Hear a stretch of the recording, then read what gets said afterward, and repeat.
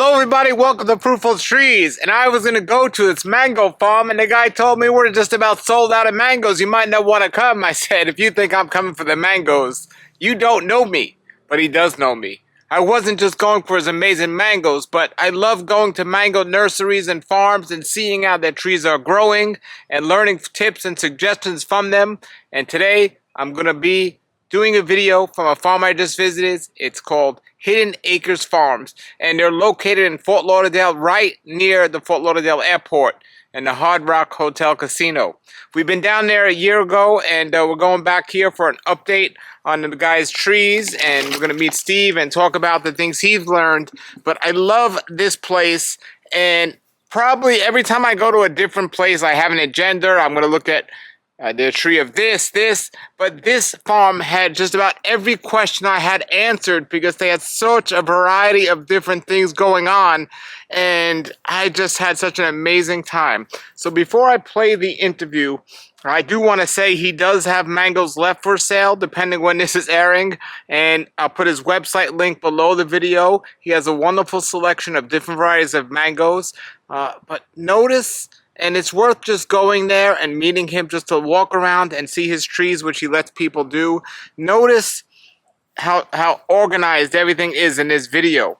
And for me, as somebody who's growing mangoes, for example, here is my M4 mango tree. It's still kind of young. There's a good amount of mangoes on here. If I wanted to, can I keep this tree this size? How big do I need to let this tree grow? How are different ways I could prune this? If I wanted to top work this tree to something else, how can I do that? So many great questions that I'm actually personally experiencing right now in my yard with trees like this, with bigger trees like that. How can I prune these trees? And then there's another tree that I'm top working. How do I do that successfully? I want to learn from people that have already done that. And Steve is currently doing that. And in this video, I'm going to show you trees where he's done these things. So this video, you will learn a lot. And note, again, how organized everything is there. And the link is below. Definitely, if you're in the South Florida area, you want to check out Steve's farm, Hidden Acres. And it's just wonderful. Have a pencil ready. You're going to learn a lot from this video. I learned a lot by making it. I'm so glad I went back there. And I think if you're interested in growing mangoes, you should visit as many farms and people's yards as possible. Not only for the mangoes, but for their techniques. How are they doing these things? In this video, we'll see Steve showing us how he's top working trees and what he's learned about top working trees and things like this. It's too exciting. So check it out. Here it goes. Hello, everybody. Here we are back at Hidden Acres Farms. This is Steve. Steve, how you been? Busy. Good. It's been a while since we've been back here, and we're in mango season right now. So I like to always come back and get an update. The last time we were here, you were top working some of your trees, from Namduk Mai to other things. A few of them. So maybe you could show us around and give us an update on that. Okay. And so we're in the middle of mango season. I know you said busy, but I see you're almost sold out here. How's it been? You know what? Actually, I'm probably 3/4 of the way through mango season. That's been something we figured out this year. We didn't really realize I'm pretty heavy on the front end on the early season stuff, and then my late season stuff hasn't come in yet. So we got a big gap in the middle. So that's some of the things we're going to also be going forward working on, getting more solid mid-season stuff, so we don't have this gap in between. Okay, so it's an important lesson. If anyone wants to have a mango farm, they should make sure they got a good amount of early and late season and not just all early, huh? Yeah, or the mid ones are the ones that kind of, it's been different this year. It seems like the heat has brought a lot of mangoes off the trees quicker than what I remember. So, you know, I don't have to check with some other growers that have been doing it longer than me to know for sure. But, so how many varieties do you offer here at Hidden Acres? That's our board. We don't have those all the time, but there's a few missing from there. So okay. So of all those this year, or just in general, every year, what's been your your three most popular mangoes in terms of people buying? Coconut cream's always near the top. Lemon zest, Ugly Betty, because that's the one that's my favorite. So I think that was on the video the last time he did. So a lot of people asked for that one. Pickering, everybody seems to love Pickering as a good everyday mango. That's probably the main ones. Fruit Punch has gotten real popular in the last 2 years. Is there one mango that just for some reason people continue to give you negative feedback about, or they just don't like the taste, or Surprisingly, Malika. Malika. Just the ripening process of, I've been doing a little different this year, letting them get more ripe on the tree and getting people to eat them quicker. And then my Malikas this year have been bad. They split a lot of splitting fruit on those. So, yeah, that's the one that people kind of pick around that one, unless they really know the fruit and they've had success ripening it before. Okay. Yeah. Well, I'm going to show everybody the link below with the hours and everything else. But let's go in the grove and check out how it's been. All right.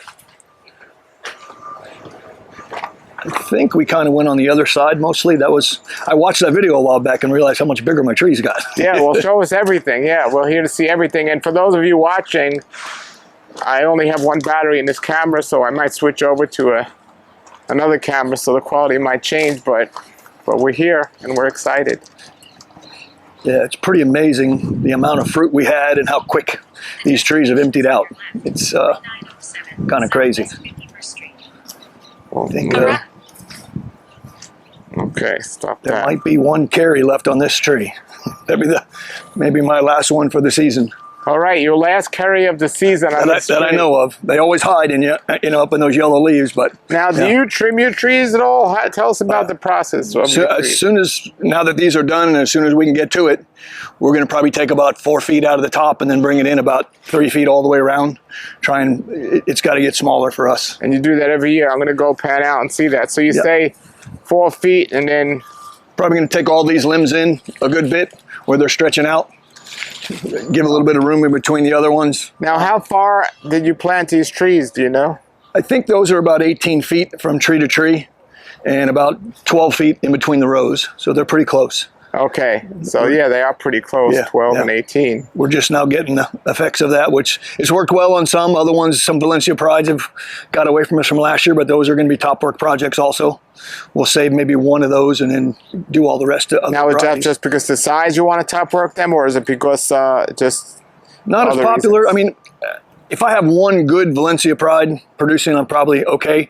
They don't all produce for me, so I'm keeping the one that's always giving me the best amount of fruit. And there's just other good varieties. We've already top worked a couple of them.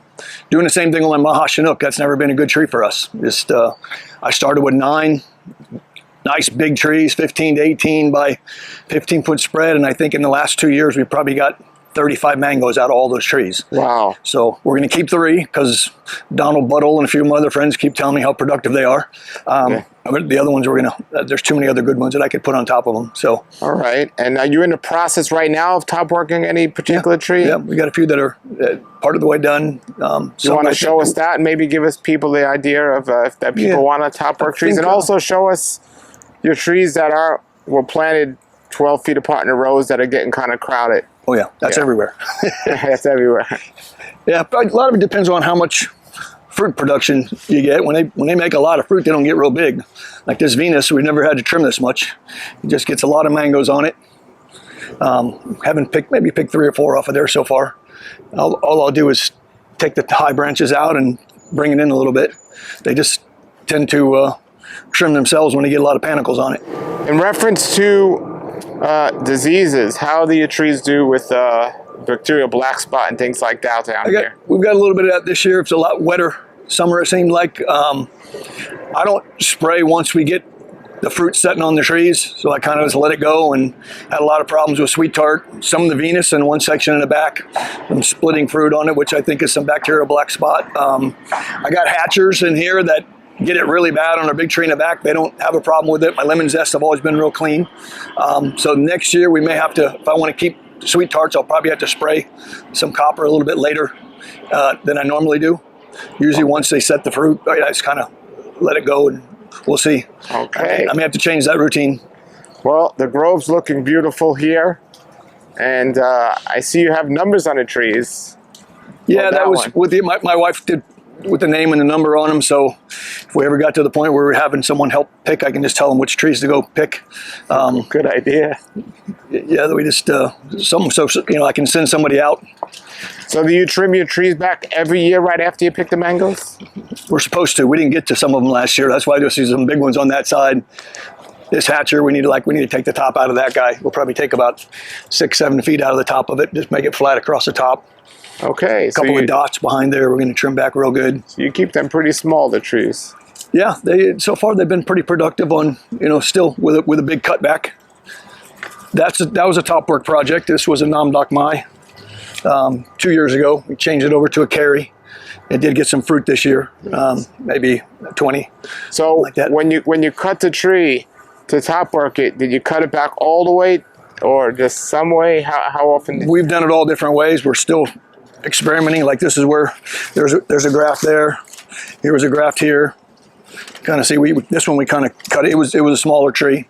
Some of my big ones on the other side, I can show you where we did the Valencia Pride, or we're in the process of doing them.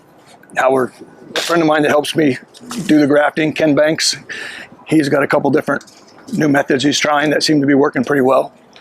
But you can see, like on the spacing on these, there's probably about 15 feet apart actually this here. So, and they're pretty close. And I put one in the gap. Oh, nice. Well, yeah. Eventually we can always shear those trees way back and make the ones in the middle smaller, or dig them out, cut them down, whatever. I don't have the heart to do that yet. There's another, that was another top work project. This was another Nam Doc Mai that we changed to a lemon zest. You can see the grass are down in here. All the different ones. We started back almost. And when you cut it back, did you leave some of the leaves on it or no? On those, we were like cutting it back and just putting on like side veneers. Ken's doing a different process where we can leave the foliage. It seems like that helps them out, especially if you're trying to do this in the summertime with the heat. We've had some success and some failures on doing it different ways. Do you ever paint any of your trees when you cut them back? Usually I didn't cut them back completely. We'd leave like maybe a branch in the middle, just so it kind of shaded the trunk. But I know a lot of people, put the white paint to keep it from getting sunburn. Yeah, that's an idea for later also. Yeah. So with all your top work, you had to have some failures as well, you're saying? Yeah, we did one early, maybe like May. Cut one tree completely back. None of the grafts took. It was, I think it was just too hot, right? When we got to the end of May, we did another tree next to it that we left a big branch on the top of, and those took pretty well. Sometimes it's the quality of the science. Maybe they just don't like we tried to do a P22 on the one big stump, and none of them took. So that one's still, you can see that one's still in disarray. We haven't done anything else with it yet. Sure. Well, everybody, here you can get an example of his trees here, and. Yeah. Some of those that was a Valencia Pride that's about 3/4 of the way grafted to a Ugly Betty, and it had mixed fruit on it this year, so we'll probably go back and knock out the other branches when I get time. So Ugly Betty's your favorite? Yeah, I mean, there's a lot of other ones I like now too, but Ugly Betty's just kind of like my signature mango. That's one I fell in love with when I first started getting them off the trees. Very complex flavor, very So I was different. just going to ask if you have any trees growing here in pots, and I walk amongst these, and now there's trees in pots. I was literally just going to ask you. So yeah, this whole side's a lot of big potted trees. now, are you potted trees for sale, or do you just have them because you have no other room? No, they're mainly for sale. These are actually sold. Someone bought those. They're going to come pick them up later. Those are guavas. They both had a nice amount of fruit on them. In the section we walked past, it's a very low area, and we can't get the trees to grow in the ground there. It floods all the time. So those were doing like big 65, 95 gallon containers for long-term above ground. Do you have some that big now? We could look at it on the way out. Yeah, there's some. I mean, they're not grown in yet to how big we want them to get. But Okay, yeah, so these, so you grow other things here other than just mangoes? There's a few other fruit trees, miscellaneous, a little bit of stuff, but mostly mangoes. So these behind it that are for sale is guava and these mangoes. Any of them fruit yet in the pots? Oh yeah, these guava mangoes had lots of mango. Oh, that's guava mango. Yeah, it's a guava mango. Yeah. What size pot is that? That's a 65. 65, and you had a lot on there. Yeah, there's probably 15 or 20 on each tree. Actually, my container trees fruit really well. I think this, they're going to dry out more in a container than in the ground, even when it's wet. So I had a nice crop on all the container stuff. Very nice. Yeah. This tree is one of the ones we've got that coconut cream. That was the first tree we planted in the grove when we started. That was a 25 gallon we planted in like 2015, near the end of 2015. That one needs to come down. I have a hard time cutting that back as much as I should. Well, we did that one, and we did the Harvest Moon was number 2, and then there's a Beverly that were all bigger pots. Everything else went in as 3 or 7 gallons. So those are kind of my homestead trees that we started with. That Coconut cream for us has been really productive. They have, you know, even my younger trees, they make a lot of mangoes for us. Even the younger trees. Now, you talked about spraying earlier. Do you spray your trees regularly, or only if you see an issue? Right in the wintertime, when it's right before the bloom, or what looks like when I can usually see flies starting to gather before the flowers come, so I know it's getting close. I usually spray them with copper. Maybe one more time with copper right as I see them spiking, and then when they got the flowers, we hit them with sulfur, and then again with copper once I got small mangoes. It's kind of hard to do it with and without flowers because I get so many different kinds and first, second, and third set of blooms. But usually once I got small mangoes, I think I might have sprayed, last time I sprayed was probably the end of March, beginning of April. And what about fertilizer? Use any fertilizer? I mean, I put down calcium, gypsum, and some sulfur, but this year we're going to hit everything with potassium with 0022 K-Mag. I noticed coming out of last season, some of the trees that had really heavy crops, even in a bad year, I still had some trees that had a lot, and they struggled coming back. So we're going to supplement them this year. We're just going to go ahead and do everything. They've kind of done it on their own mostly. And as we were noticing last time I was here, the ground cover you use go directly up to the trees in many of the areas. Yeah, and that was, you know, that was the thing we lucked into because it was a container plant nursery before, so that was already here. When I planted the trees, the idea is keep growing the ornamental plants until the mangoes start producing, and it worked out to be a blessing of not having to mow around all these things, you know, every week or two. Yeah, they kind of split the plastic where they need to, where it's close around them, and the nutrients go through it. It's porous. So here's an example. Here's a Super Alfonso, which is an excellent mango. That's and a guy. So you just put it in here, which looks like maybe 10 or 15 feet from these other trees, and you think that's fine if you keep them that small. One, for me, Super Alfonso, I mean, we're talking short term, but that stays kind of full and bushy. The nodes are real close. I think I can keep that one cut in tight. I don't have a problem shearing back these Namdok Mais if need be. They just seem to fruit really well. Even after we cut them back, that's a cogjol to the right of it behind it, so they all stay kind of compact. Yeah, maybe, you know, like, but if toyed with the idea of digging out field-grown trees to sell to people if, you know, it looks like it's too crowded. They move real easy when you dig them out of the ground, so bit of labor to it. You got to have a machine to do it, but that's an option for later if things get too crowded one day. Speaking of machines, when you have mangoes growing in like a 65-gallon pot, are you able to transfer them from like a 45 to a 65 by hand, or do you need a machine? We do it by hand. It's kind of tricky. I got the guy Clarence that's pretty experienced at, you know, nursery stuff in general. He's been working with us for a long time.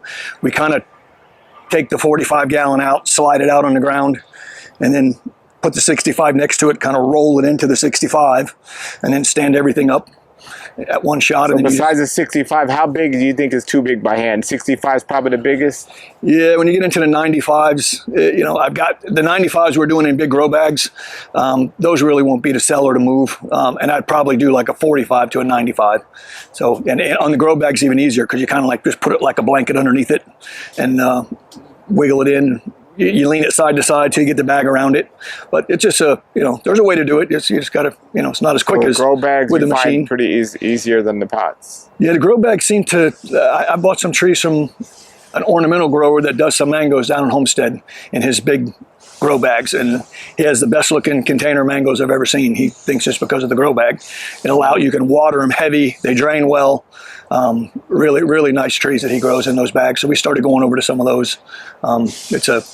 His operation down there is just in ornamentals plants is great, and he's done really great with the mangoes. And they sell grow bags that big?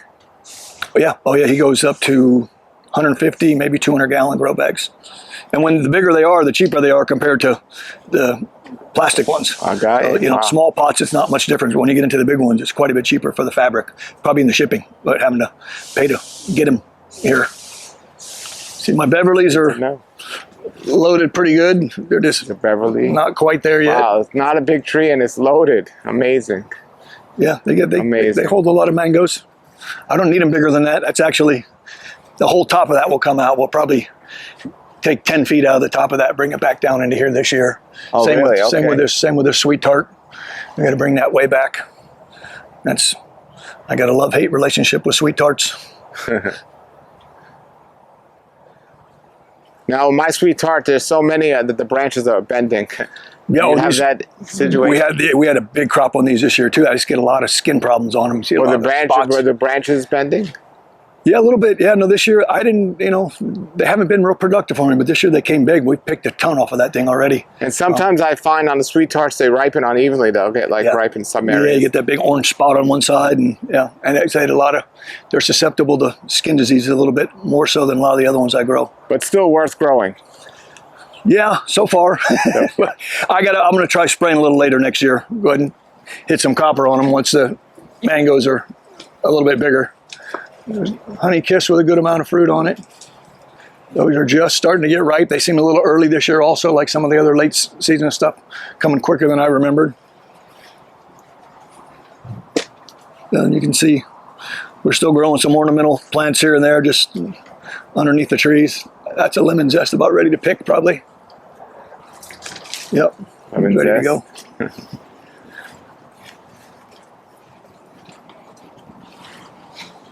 That's a Valencia Pride top work project. You can see here where we've grafted onto some of these pieces. This will now be a mixture of fruit punch and juicy peach. We just kind of did what we had scions ready to go when we cut it all back. And those are pretty much all cut the whole branch off and then grafted right onto that piece. And the ones that didn't take, when it sprouted the new growth, then we grafted onto the new growth also. Yeah. That's our new grafted 1 gallons that we're going to put up into 3 gallons. That's from this year.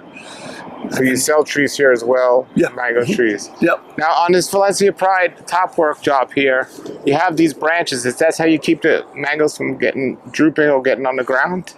Yeah, that was actually, those came from the fruit punch that had a lot of fruit hanging down on it and a couple of the Harvest Moon. Got a lot of bamboo across the back, so we use bamboo stakes to get stuff off the ground because my trees are pretty low branched, so fruit hangs pretty close to the ground a lot of times, especially on the pickerings and the lower growing ones.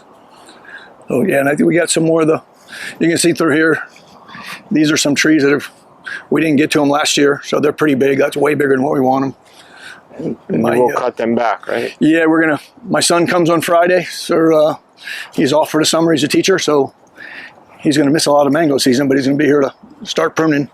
Well, since I was here the last 2 years, a lot of more people are selling mangoes out there. Mm-hmm. Have you noticed a difference in terms of how much people are willing to pay for mangoes since there's so much competition now, or have you noticed no difference? You know what? We've got more customers than we've ever had. The issue this year was, I don't think it was competition from other sellers. It was just a big mango year. So everybody's neighbor had mangoes. We were blessed that we sold as many as we did. And we sold a lot of mangoes, but we had 3 times more than I've ever had before. Oh, wow. So, do you have one price per pound, or do you just depend on the variety? Yeah, just one price per pound, $5 per pound. But I do what we call our holdback table, which would be like lemon zest, fruit punch, ugly Betty. We don't have as many trees of those as my everyday mangoes, the ones I got more trees of. So those we kind of put them out depending on what we got, 1 per person, maybe 2 per person, depending on how many I got on the tables. Try to get them so that, even the people that aren't here first will still get to try a lemon zest or a fruit punch rather than, if I put them on the regular table, they'd be gone. First 3 people would wipe out all my lemon zest or Do you ship in the mail at all, or is it all local? No, we've been shipping this year. I hadn't done a whole lot in the past, but we had so many mangoes that we don't push it, advertise it a whole lot. It's kind of word of mouth. We did a good amount of boxes this year. It's then you got the opposite end because people up north don't have a neighbor that has mango trees, so sure. They're willing to buy them. We said the same thing. You just got to figure out your process for how you do that. So give us an example. What tree is this here? That's a Glen. A Glen. So, is this, in your opinion, small, large, or the perfect size you like to keep them? That's about perfect for me. That one, the one next to it. This one we already tipped a little bit. We didn't tip this one yet. The fruit's done. The next 2 or 3. The ones going that way have been tipped. The next 3 or 4. So a tree like that, when the fruit comes off, that's going to take a couple feet out of the top, bring it in. I like to be able to pick them with about a 6 or 8 foot little pole with a net on the end. I don't have to get on ladders. And how old is this tree? This side of the nursery got planted probably mid to late 2016. They were all 7 gallons. The other side I started mainly 3 gallon, except for those 3 big trees in the back. And since this was almost a year later, I stepped these up to 7 to try and catch up. And then the hurricane came in 2017, blew everything down. So pretty much every tree here was laying sideways with the roots up. So we had to stand them all up. Some of them you still see rebar where we stood them up and strapped them. So they didn't die, you just stood them back up. Only thing that died was the coconut creams. They broke off at the bud, right at the graft. So on these, do you think long-term successful you can keep them this size, or you think eventually they're not gonna fruit well if you keep keeping them at this size? I don't know. Your guess is as good as mine. We'll find out. They've been fruiting for 4 years now, about this size. So they seem to. I mean, I'm not cutting like half the tree off or anything. Sure. Probably cutting 20% of the tree back. So what size is that, do you think? How tall? Yeah. That's probably to the top's probably about 12. When we shear it down, it'll be 10, but it's probably 18 to 20 wide. Probably a 5-inch caliper trunk, maybe a little bigger. Nice. But yeah, these were loaded. They had a lot of mangoes this year. Glenn's one of the ones that they start jumping off the tree really quick. When they start going, it's about a 3-week ripening process and they're done. So he said that's a Fairchild. It's the same thing. We're going to take about 4 feet out of the top of that, bring it back in. The thing is, if we don't trim them this year to get them lower, next year they're going to be even bigger. So I'm going to have to cut more of the tree off to get it down. So you got to sacrifice some of the fruit that you would get up on top. Now, I know you have a lot of experience with trees, and I do notice, though, these trees that you planted at 7 gallons, they branch out at the bottom a lot higher up than some of your newer trees. Mm-hmm. So was that just because when you got them in a 7 gallon, they were already that high, or do you train them to? I think that's where the original cut was. When I pretty much got every tree here from Zill, and their 7s had a little bit higher notch on them, and some of them, like the Pickering, branch lower on their own, like that. And my Pickerings, they're branched a little bit lower, but they also tend to spread quicker. When somebody's buying a tree, do you tell them to look for something like that, so things that are branched lower, or does it not matter? Just get one that looks healthy. If it comes up in conversation, I would ask them, do you want to be able to mow around the tree? Someone that wants to make sure they can get their mower up close to it, you might want to let it go a little higher before you branch out. I like to have mango bushes more than mango trees. So to me, that's a Super Julie. That's a young one. That's kind of perfect. It's going to branch out from there, and sometimes you get an issue. That's why I got bamboo stakes on some of them.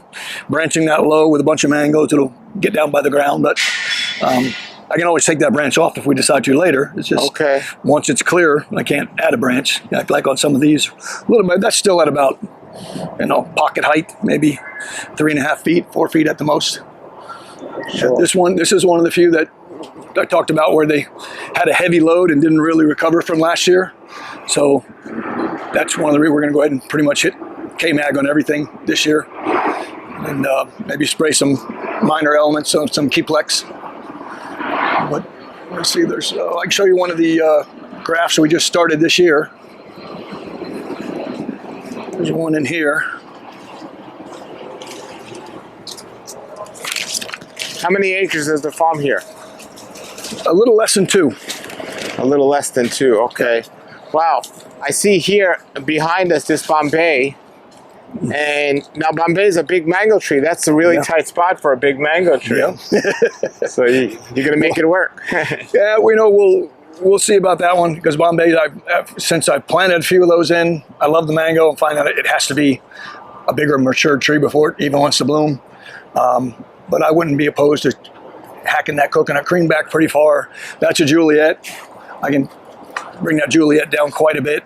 It's almost like if I missed a year of production on a Juliet, I've got about 10 of them.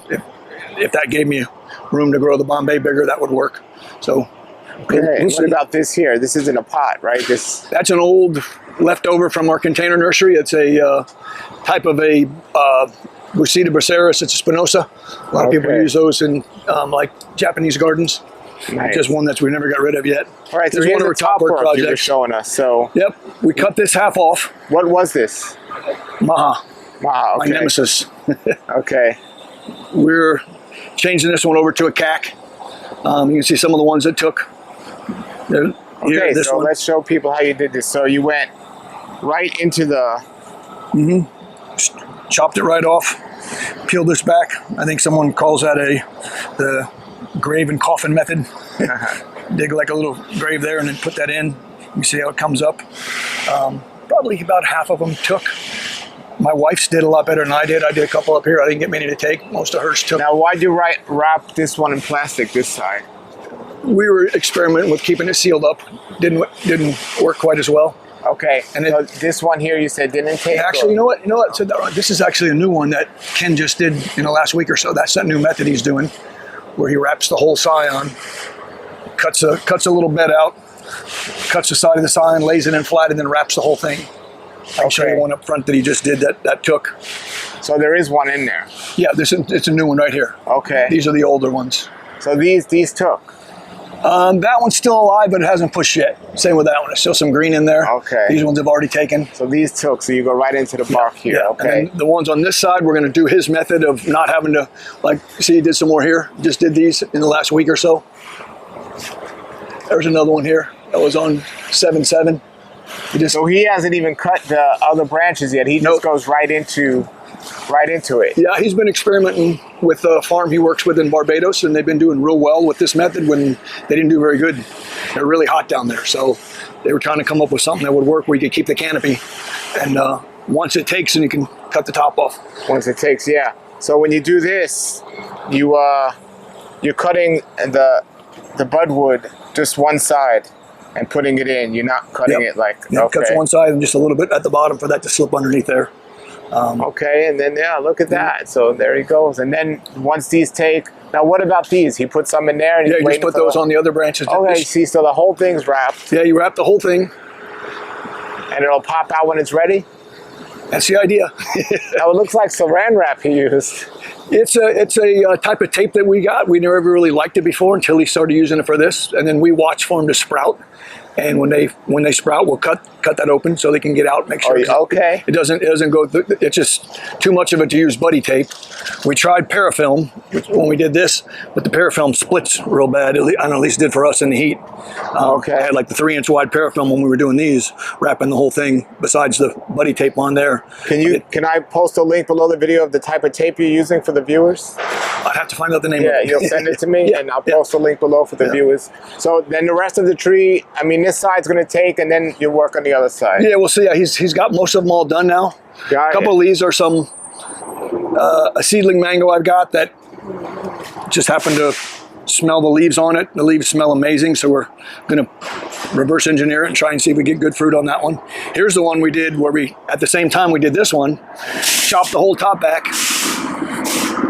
did the grafts, and nothing took. And I think it was just cooking in the sun, even though we're in May. The same type of grafts you tried on this one? Same style of what we did. This was with P22.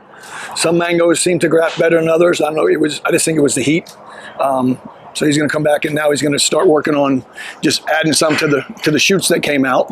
Okay, so if that method doesn't work, then so the original method didn't work that they tried, but the shoots of the original coming out, and then you could just try going on there. Yeah, I've always seen people they cut it and wait for the shoots to come out. We all figure we'll go and try it on the stump.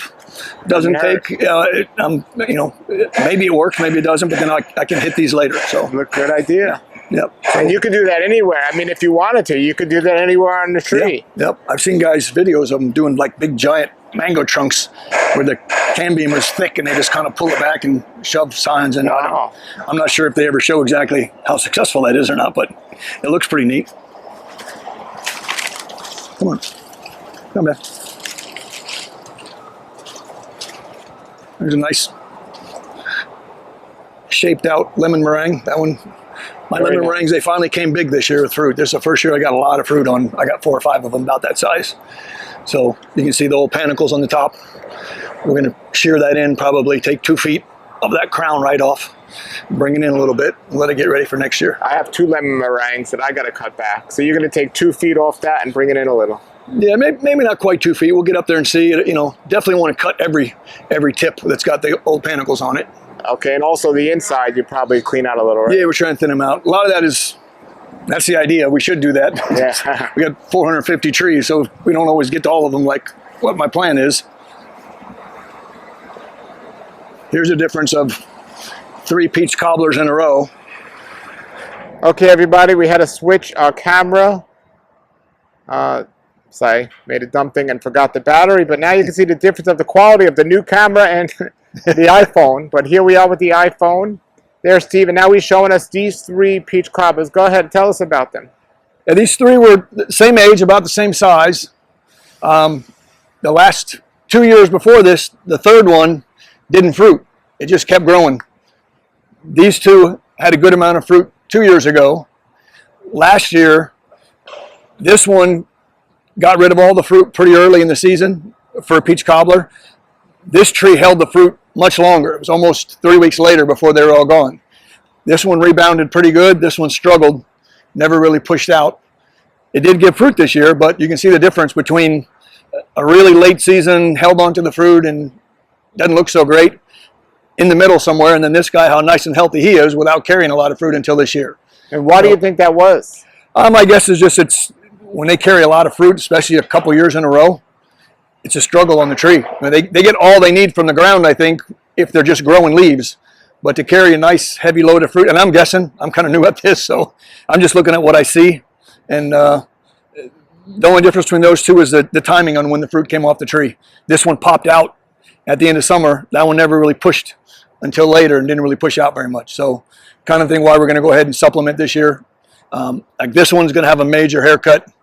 We'll get a lot of scions off of that one. And as soon as the last mango comes off, that's when you start cutting it, right? Yeah, or sooner on some of those, just to get ahead of it. As soon as my son gets here, actually. Okay. So good. Those are the peach cobblers. Good 3 in a row here. If What tree do you have the most of all the varieties? Pickering. Pickering. Yeah, followed by Nam Doc Mai, which I would do that a little different if I was doing it over again. I don't need as many Nam Doc Mais as I've got. But they do produce a good amount of fruit, and a lot of people do buy them. So I will get rid of some Malikas and Mahas before I top work anymore Nam Doc Mais. Oh, great. Maybe you could show us that area where you said there's a lower ground, so you got to plant in pots in that area. Yeah, it's around and then the other maybe side. you could show us your personal area or the other side, maybe, where what's going on the other side that we didn't see last time. So here's some trees for sale. Yeah, those are got some decent 7 gallons. And your pricing, pretty much standard, what everyone's selling them for, like $10 a gallon or a few dollars more? I think our 3 gallons are $40. Yeah. 7 gallons are $75. And 15s, 25s to go up from there. We don't have a lot of 3 gallons available now from that flood a couple months ago. A lot of those got washed over and got pretty roughed up. The 7s and 15s stayed upright, so they look a lot better. So we're going to wait to make sure. Now, are some of these trees that are for sale ones that you've grafted from seeds, or are they all from nursery? Pretty much everything from 7 gallon down is ones that we've grafted ourselves. Okay. Some of the bigger ones are ones we bought and stepped up. Okay. Yeah, the low area over here where we tried putting trees in the ground and they just don't. They go backwards. It's too wet, too long. Those mangoes do really well in flood as long as it's not constantly wet. So we just decided to make use of that area, put containers in there, some really big ones just to keep as fruiting trees, and other ones to sell up to like 25 or 45 gallon.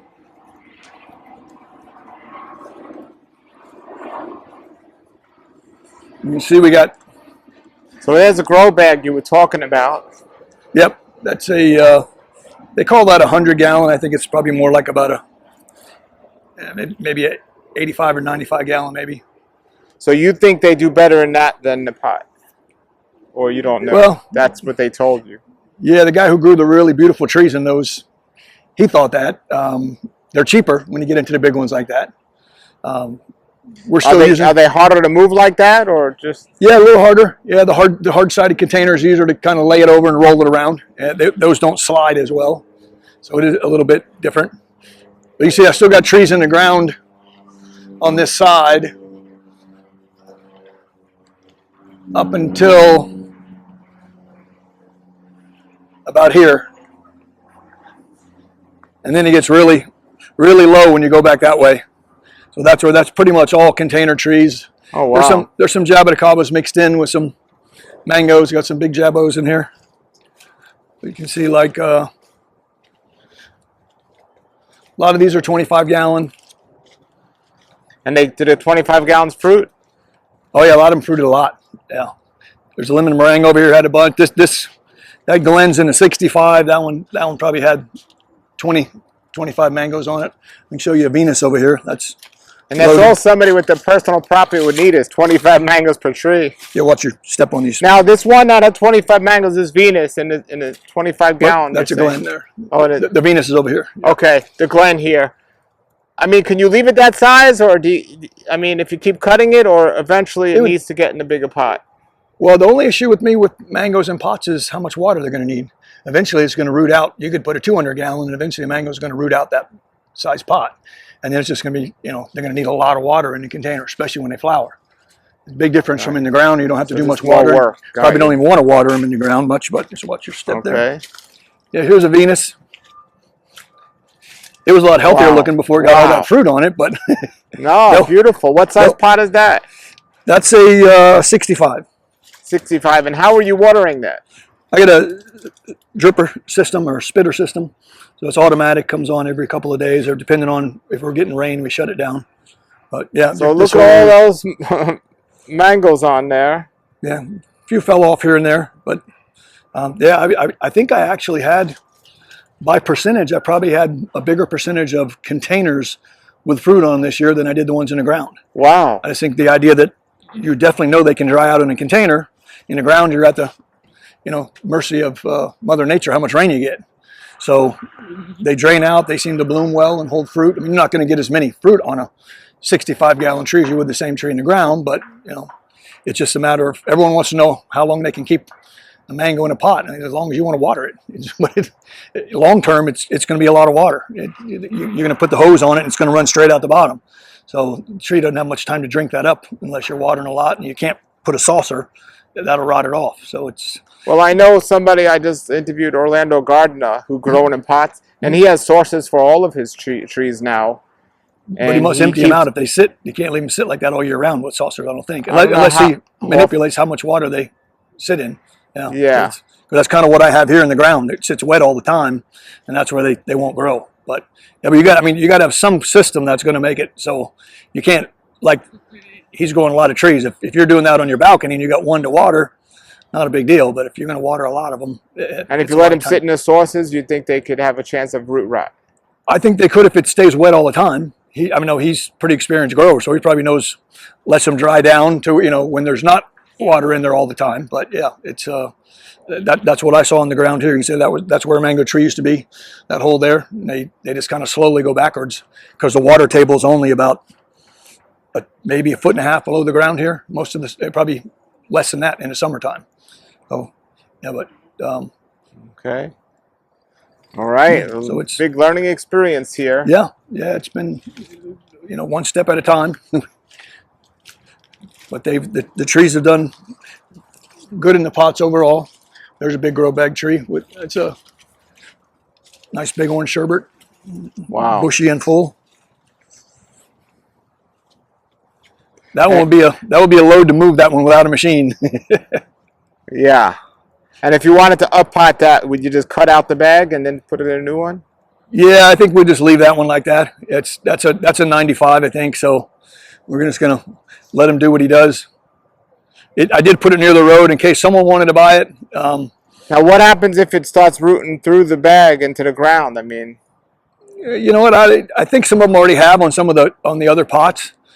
I think as long as it's got a root system that's above the water line, so it'll kind of go down to where it wants. It's not going to go straight down into the water and rot itself off. I don't think it's when it's buried in there and it can't get away from it. Seemed to be what the problem was. But I've had a few of the containers root through the side and down into the ground. Wasn't an issue. Did you have to move them, or you just decided to keep them there? No, just leave them. A lot of those were in the 25s that people buy as they get big. People come in and buy them. So, but yeah, it's been a different year this year. Wow. This is a great place, everyone. You see an airplane there, right near the Fort Lauderdale Airport, near the Hard Rock Hotel and Casino here. Yeah, right around the corner from us. Right around the corner.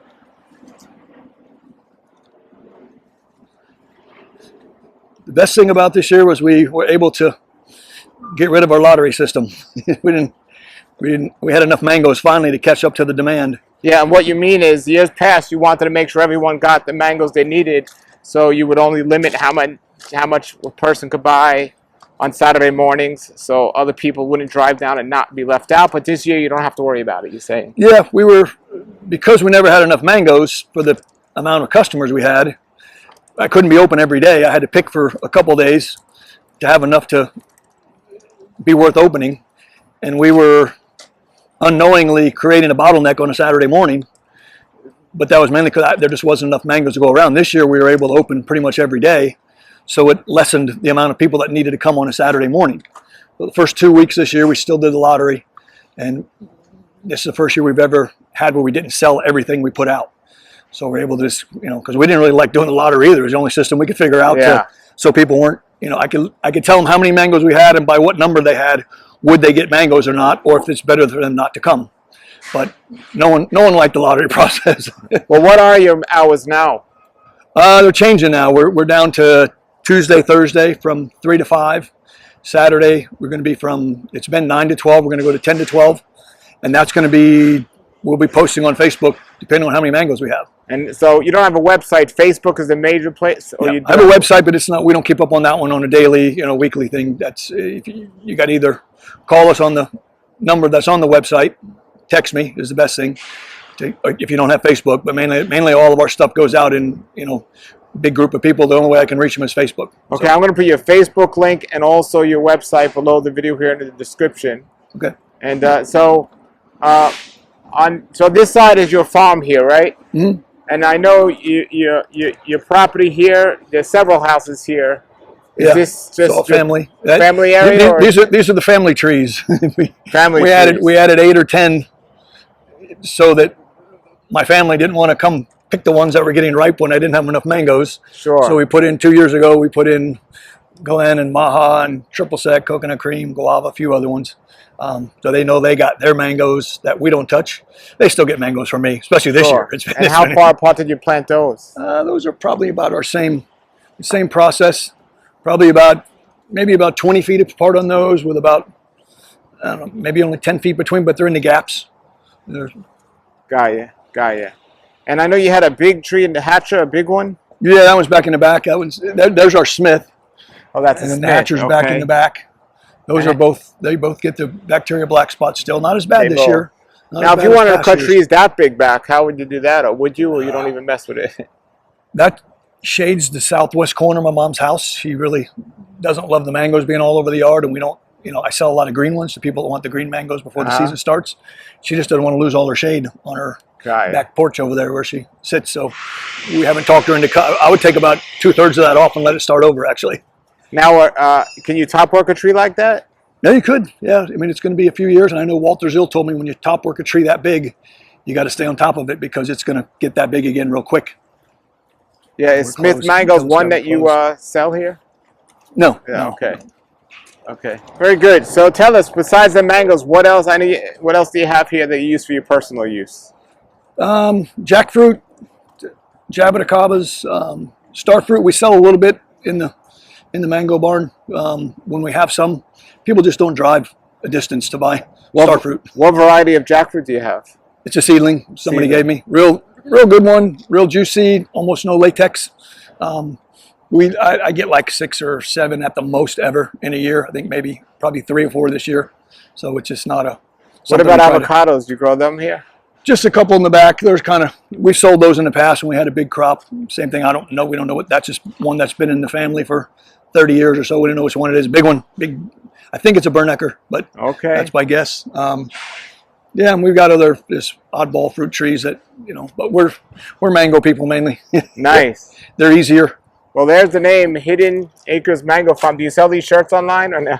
No. We sell some out of the shed there, but not too much. So you do sell some shirts here? Yeah, we've had them for sale last year. We didn't order any new ones this year. Okay. Well, that's it. Well, thank you so much. Anything else you want to share about what you're doing here? We're blessed to sell as many mangoes as we did this year when it was a big mango year. And what future projects are you looking, besides those top works? Do you have any future plans that you haven't got into yet? I don't think so. We've got to try to get caught up on trimming the big trees and then top working some of the ones that haven't been real successful for us. So that's more than I got time to do right there. Great. Well, thank you so much, Steve, for letting us come and film your Good seeing farm. you again, Paul. All right, everybody, that was Steve, and this is Hidden Acres Farm. They're in the Fort Lauderdale area, very close to Fort Lauderdale Airport, right near the Hard Rock Cafe. You can actually see the Qatar Hotel of the Hard Rock Cafe. They're literally blocks away. That's a discount They don't price. have like a tremendous amount of hundreds and hundreds of varieties, but they do have the best of the best varieties that they do have. And is there any variety, Steve, that you don't have that you want to get? Oh, sure. There's always a bunch coming out. There's Zill never always a stops. bunch, yes. Yeah, there's always new ones, but just a wonderful list. And I definitely recommend coming to this place. If you come here at the right time, you might even get some samples to taste. Yeah, we'll try to cut them, let people try them. Yeah, they're wonderful here. And I personally tasted some of the mangoes for the first time here, like Fruit Punch and other mangoes, and I was just blown away. So this place has been a blessing to me, and it will be a blessing to you. The links below, check them out. Hidden Acres Farm, Fort Lauderdale, Florida. If you like this video, please subscribe and share this with others and let people know. I'm trying to help people, promote people that are either have their own farms or they want to just have a backyard to grow their own trees, if they want to top work an old tree or something like that. All right, everybody, that was Steve at Hidden Acres Farms. The links, I'm going to put them below the video. I told you, you learned so much there. And I am in the process of changing and top working and pruning trees. And I just learned so much from seeing the way it's being done and seeing the way things happen there. And it's just wonderful. I have a tree here in my yard, a mango tree that I'm currently top working. And yes, I go around to as many different places and I ask them, well, how do they top work and what are they doing? And just how to top work and learn different methods and techniques and different ways to do it. And I love that Steve at Hidden Acres Farms is experimenting and learning. As I was there, he let people go in the garden and walk around and look at the trees and for review. So take note of those things when you're going through different yards and so on. All right, this is Fruitful Trees, everybody. Thank you for watching the videos, and please, if you're not already subscribed, please subscribe. I notice I have a lot of views, but I don't have as many subscribers as views. So I want you to be updated on all of the videos that I'm posting, and the best way to get updated is to subscribe. So hit that subscribe button if you're not already subscribed to Fruitful Trees. If there's any other videos or anybody you'd like me to go and visit or interview, please let me know. And if you'd like me to come to your yard and film your trees, my email's below in the address in the description. So please just contact me there and we'll see if we can set that up. And again, thank you so much for everything you're doing in terms of sharing these videos to help other people learn and grow how to grow fruit trees. Until then, everybody, have a great day and keep growing.